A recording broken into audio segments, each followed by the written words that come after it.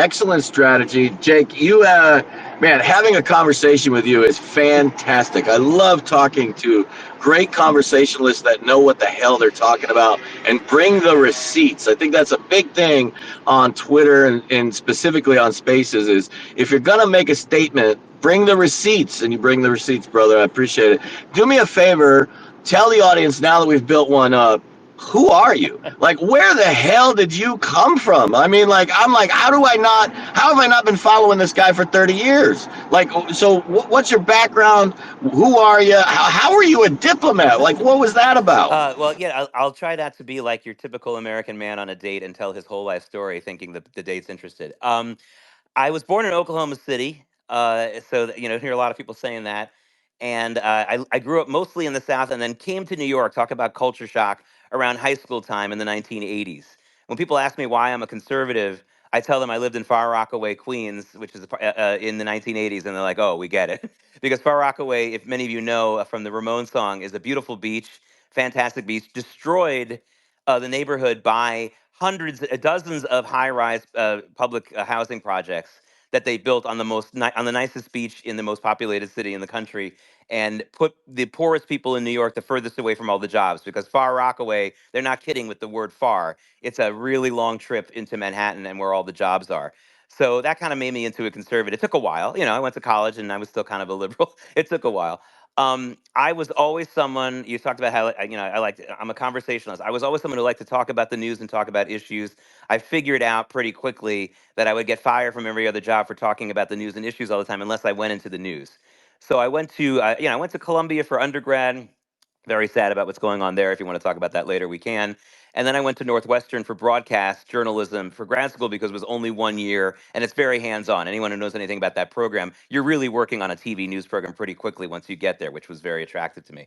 So I did.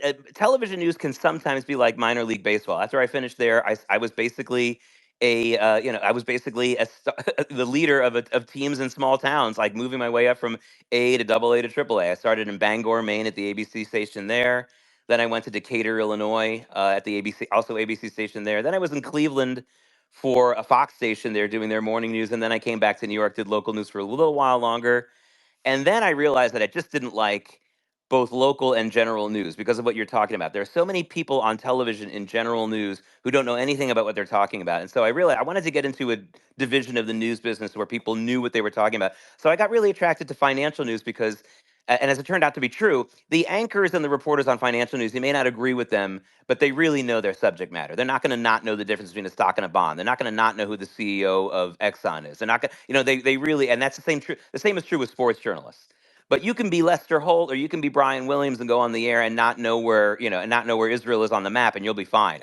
I couldn't tolerate that anymore. So I did financial news for a long time. I moved over to Fox and then CNBC. And then when I was at CNBC, while I was running a show, I also became the senior editorial columnist. And I was doing very well. Every time my columns came out, they would go to number one on the website. But then in May of 2016, I wrote really my seminal piece. That was where I became the one and only mainstream news media writer and full-time journalist, not just a contributor, who predicted that Donald Trump was going to win the election. So in May of 2016, I wrote that editorial. I explained why. I don't endorse candidates. I just knock them down. But I just made a prediction and explained why. And while that kind of put me on the map for a lot of people, it also put a huge bullseye on my back at CNBC. I didn't last there much longer after that, only a couple more years. I think that they really wanted to keep the fact, if I had been some kind of raving lunatic, they might have kept me. But because I had, like you say, I brought the receipts and I had an education behind me, and I was still sort of explaining why this made sense to America for a lot of Americans, that made me more dangerous than anyone else. So I took a break from the news business. I'm very well versed in the Middle East, and I've been there many times, and I've studied a lot, and I've had a lot of experience there. So for 2 years, I was the media director at the Israeli consulate here in New York, just helping them with media stuff. And now I'm trying to go out on my own. I'm just trying to have I'd love to have my own radio show. I'm a guest on tons of radio shows and TV shows every week, and I'm paying my dues in that sense. And I'm still writing, and of course I've got the Substack and all those things. But I'm paying my dues now by doing what I've always liked to do, which is just talking about stuff. So that's as fast as I could put it. But if you have any other specific questions, I'll Was a answer them. diplomat. You've got to tell us about you being a diplomat. Well, I was a registered foreign agent, unlike Hunter Biden or whatever. Those are the people who need to be that. Um, And unfortunately, it did not come with the James Bond tuxedo or the Aston Martin. I was very excited to call myself an agent. So what I was doing there at the Israeli consulate was, listen, it's the greatest media training in the world because, Israel is smeared and slurred and lied about in the news media, not just here in the United States, but especially overseas every single day. So, of course, we had to pick our battles, just trying to get the truth out there. Um, Full disclosure, this is an American audience listening to me. I do not believe that Israel is infallible. There's people who accuse some supporters of Israel of thinking that they're perfect and everything. If you want to do a 3-hour show on all the things that Israel is doing wrong inside the country, I'll talk about it, starting with their education system.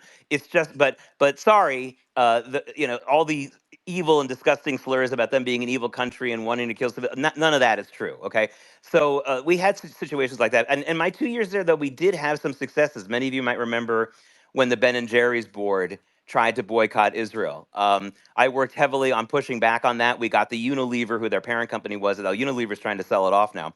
We got Unilever to rescind that and force the Ben and Jerry's board to go back on that.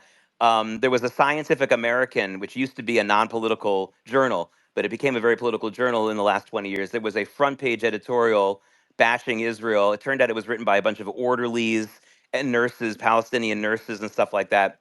Had no basis in fact. We got a full retraction on that, not just an apology. We got a full retraction of that. So that's the kind of stuff I did, in addition to writing speeches and doing media training for the politicians who would come through town and come through the United States, making sure that they would get their messages out there.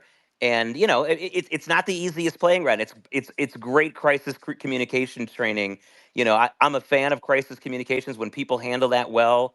They have my esteem forever. Some of you listening might remember what happened to Tylenol in 1982. There was cyanide found in certain Tylenol tablets. Really, it was only in one part of Illinois. Some people died. I think 8 or 9 people died. I'm not glossing over that. But Tylenol did the greatest crisis communications in the world when that happened.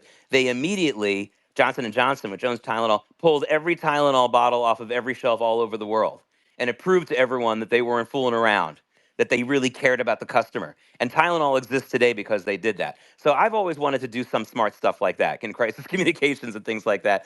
And so that's a big part of what I did at the Israeli consulate. I am so glad you brought up Wait, the Tylenol thing. Hold on, John. I'm so glad you brought up the Tylenol thing because we've talked about that before. Isn't it shocking how far we have come in America to where 7 people died in Chicago? By the way, I was a little boy in that area when that happened, and they pulled every dose in the world off. But today, we have acceptable losses, and we just keep selling the same shit over the counter.